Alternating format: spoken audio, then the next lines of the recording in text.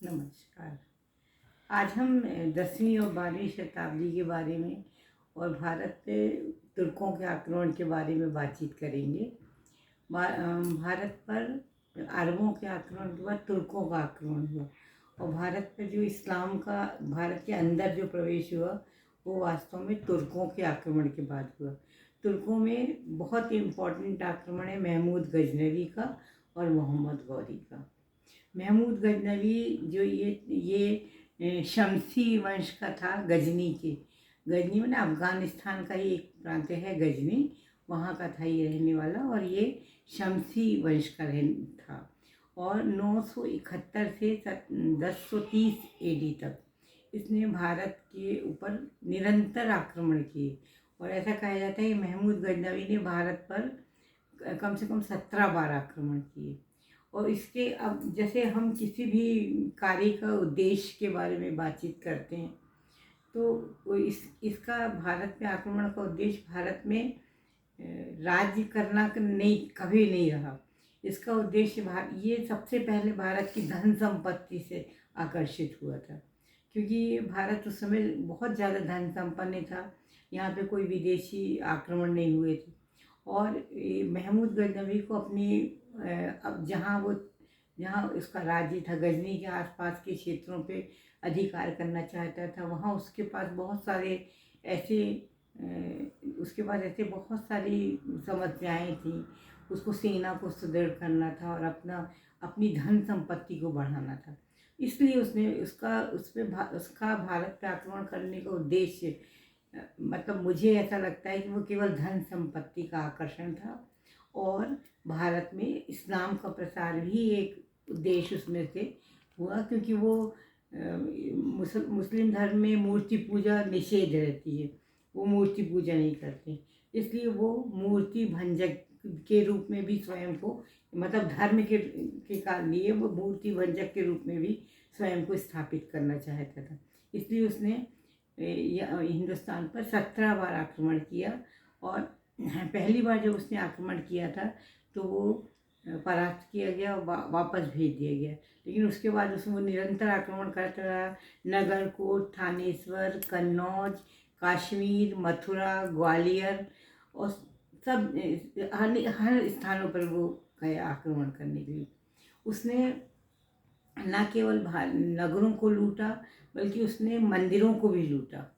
और असल मंदिरों को लूटने का सबसे बड़ा कारण ये था कि हमारे देश में बहुत सारे मंदिर थे और मंदिरों के पास अकूत संपत्ति हुआ करती थी। मंदिरों के पास बहुत संपत्ति होती थी, क्योंकि जो राजा और जो लोग दान करते थे मंदिरों के पास, और वर्षों से संचित थे। यहाँ कोई विदेशी आक्रमणकारी तो आए नहीं थे, इसलिए यहाँ वर्षों से संचित उनके पास धन संपदा मंदिरों में हुआ करती थी। तो इसलिए उसने विशेषकर मंदिरों को लूटा, मूर्तियों को तोड़ा। उसने जो 1025 ईस्वी AD में जिसने सोमनाथ के मंदिर पर आक्रमण किया था, ये उसका बड़ा प्रसिद्ध आक्रमण है।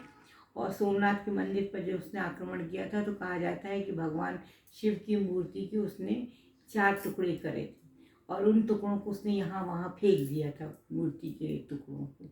इस तरीके से उसने पूरे सोमनाथ के मंदिर की गरिमा बिल्कुल नष्ट कर दी थी और वो वहाँ से मंदिर से बहुत सारा धन लूट कर वो वापस चला गया था।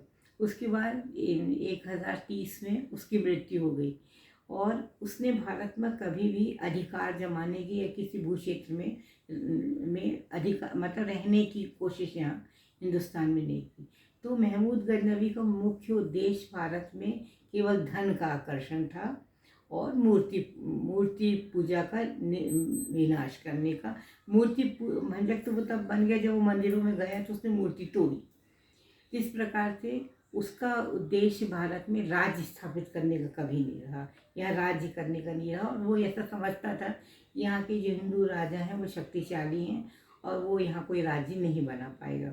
1030 में उसकी मृत्यु हो गई। उसकी मृत्यु के मतलब जैसे लोग ऐसा समझते हैं कि महमूद गजनवी के बाद तुरंत मोहम्मद गौरी ने आक्रमण किया, ऐसा बिल्कुल नहीं था। मोहम्मद गौरी ने कल 100-150 साल तक भारत पे विदेशी आक्रमण नहीं हुए। और क्योंकि यहाँ के जो हिंदू राजा थे, चोल चालुक्य, प्रतिहार और कन्नौज के शासक, और दिल्ली के शासक ये सब बड़े शक्तिशाली थे और ऐसा आक्रमण यहाँ ऐसा संभव नहीं था। लेकिन इसके बाद जो है गजनी में ही मोहम्मद गौर वंश की नींव डाली और मोहम्मद गौरी ने भारत पर आक्रमण किया। इसका कार्यकाल है 1144 से 1206 तक। तो इसने सबसे पहले 1178 में भारत पर आक्रमण किया था और लेकिन गुजरात के शासक भीम द्वितीय ने इसको बहुत बुरी तरीके से हरा दिया और ये वापस चला गया। इसी बीच कुछ ऐसा सत्ता का उलटफेर हुआ और दिल्ली और अजमेर के शासक पृथ्वीराज चौहान बने। इसने जब दोबारा आक्रमण किया तो दिल्ली और इसके पहले भी ये बहुत सारे सीमावर्ती प्रांतों पे बहुत सारी जगह पर ये गया और इसने वहाँ बहुत जगह पर मतलब भारत की राजनीतिक स्थिति को जानने का इसने प्रयास किया। इसके बाद इसने दिल्ली और अजमेर के शासक पृथ्वीराज चौहान पर आक्रमण किया और उनके साथ इसके 2 युद्ध हुए।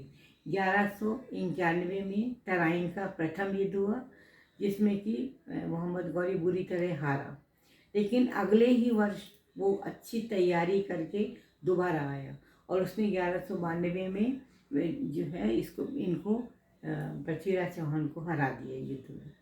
और इसके बाद जब वो यहाँ इसके बाद वो जब यहाँ से वापस जाने लगा, जैसे कहा जाता है कि 15 मार्च 1206 को इसको खोखरों द्वारा इसकी खोखर जाति जो एक आदिवासी जाति थी उन लोगों ने इसकी हत्या कर दी।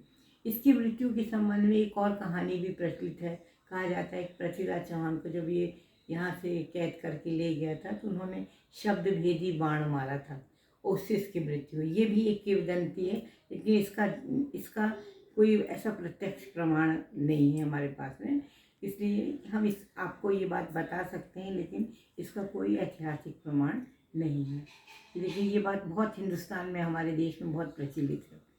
इस प्रकार से जब ये मोहम्मद गौरी यहाँ से चला गया, उसकी मृत्यु हो गई, तो इसके कोई पुत्र नहीं था, इसलिए इसने इसके राज्य को इसके जो स्लेव थे, जो गुलाम थे, उन लोगों ने उस पर राज्य किया और आपस में बांट लिया। उसमें से जो कुतुबुद्दीन ऐबक नाम का एक गुलाम जो इसके साथ यहाँ इंडिया आया भी था, उसने यहाँ पर 1206 में गुलाम वंश की नींव डाली और इस प्रकार से भारत पर में इस्लाम का पूर्ण राज्य मतलब मुस्लिम लोग राज्य जो है वो आरंभ हुआ। और उसके बाद तो इस्लाम का प्रचार प्रसार भी हुआ, मूर्तियों का विनाश भी हुआ, वो सब कुछ हुआ।